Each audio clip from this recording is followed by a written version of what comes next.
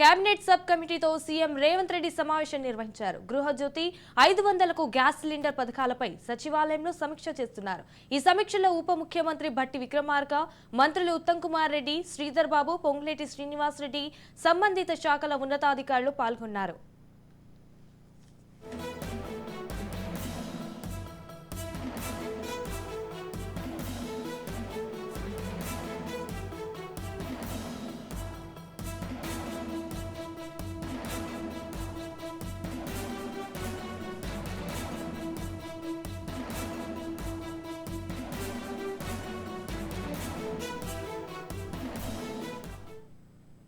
Cabinet sub కమిటీతో CM Revanth Reddy సమావేశం నిర్వహించారు. గృహజ్యోతి 500కు గ్యాస్ సిలిండర్ పథకాలపై సచివాలయంలో సమీక్ష చేస్తున్నారు.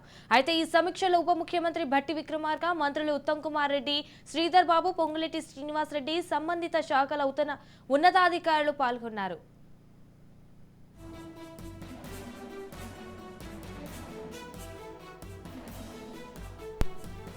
రైట్గా దీనిపై మరింత సమాచారం మా ప్రతినిధి విక్రాంత్ ఫోన్ ఇన్ లో అందిస్తారు. విక్రాంత్, చెప్పండి, దీనికి సంబంధించిన అప్డేట్స్ ఏంటి?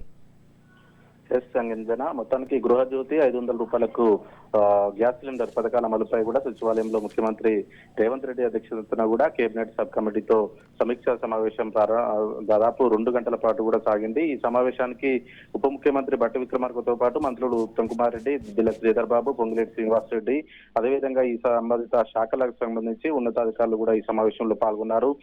దాదాపు 2 గంటల పైగా కూడా ఈ సమావేశం కొనసాగింది. ప్రధానంగా గృహజ్యోతి, అదేవిధంగా 500 రూపాయలకు ఉచిత సిలిండర్ పథకాల అమలుకై కూడా ఈ సమావేశంలో సుదీర్ఘంగా చర్చించారు. కాంగ్రెస్ పార్టీ ఇచ్చిన 6 హామీలలో కూడా 2 హామీలు ఇప్పటికే అమలవుతున్న నేపథ్యంలో కూడా మరో 2 పథకాలను కూడా వారం రోజుల్లోగా అమలు చేయాలని ప్రభుత్వం ఆలోచిస్తా ఉంది. దీంతో ఈ రోజు కూడా ఈ సమావేశమయ్యారు. నిన్న ముఖ్యమంత్రి సొంత నియోజకవర్గం కొడంగల్ కు వెళ్లిన సందర్భంలో కూడా స్వయంగా ముఖ్యమంత్రి రేవంత్ రెడ్డి మాట్లాడుతూ కూడా వారం రోజుల్లో ఈ గృహజ్యోతి 500 రూపాయల గ్యాస్ సిలిండర్ పథకాలు కూడా అమలు చేస్తామని నిన్న మహిళలకు కూడా హామీ ఇచ్చారు.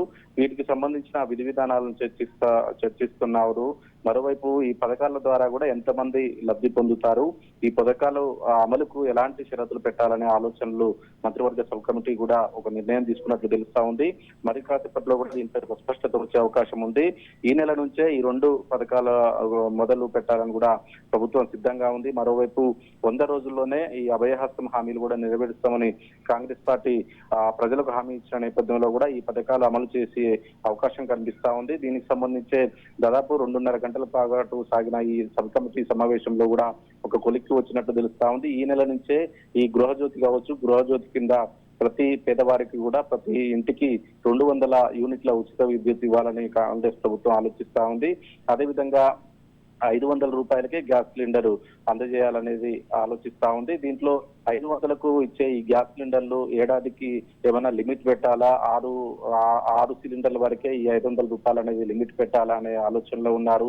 అదేవిధంగా ఈ 500 రూపాయలకు ఇచ్చే గ్యాస్ సిలిండర్లు లబ్ధిదారులను ఎలా గుర్తించాలన్న దానిపైన కూడా ఈ సబ్ కమిటీ ఒక నిర్ణయానికి వచ్చినట్టు తెలుస్తా ఉంది. అదేవిధంగా గృహజ్యోతి కింద కూడా 200 యూనిట్ల వరకు ఉచిత విద్యుత్ అందించనున్న నేపథ్యంలో కూడా వీరికి ఎలాంటి కండిషన్లు పెట్టాలి, ఇప్పటికే ఆధార్ కార్డులు కూడా ఇప్పటికే ఈ విద్యుత్ కనెక్షన్లు ఉన్న దగ్గర నుంచి తీసుకున్న పరిస్థితి కనిపిస్తా ఉంది. గతంలో కూడా ఈ అభయహస్తానికి సంబంధించి కూడా దరఖాస్తులు పెద్ద ఎత్తున వచ్చిన సందర్భంలో కూడా ప్రభుత్వం దాదాపు గత సంవత్సరం డిసెంబర్ 28 నుంచి కూడా జనవరి 6వ తారీఖు వరకు కూడా ఈ దరఖాస్తుల స్వీకరణ తీసుకుంది. 1 కోటికి పైగా కూడా దరఖాస్తులు వచ్చిన నేపథ్యంలో కూడా వాటన్నిటిని కూడా ఈ 2 పథకాలకు సంబంధించి కూడా లబ్ధిదారులను ఎలా గుర్తించాలి, ఎవరికి ఈ పథకాలు వర్తించేలా అమలు చేయాలనే దానిపైన కూడా ఈ సబ్ కమిటీ ఒక నిర్ణయానికి వచ్చినట్లు తెలుస్తుంది. ఇదే విషయంపై కూడా మరి కాసేపట్లో ఒక స్పష్టత వచ్చే అవకాశం మాత్రం కనిపిస్తా ఉంది. Sanjana, right, thank you for the updates Vikrant.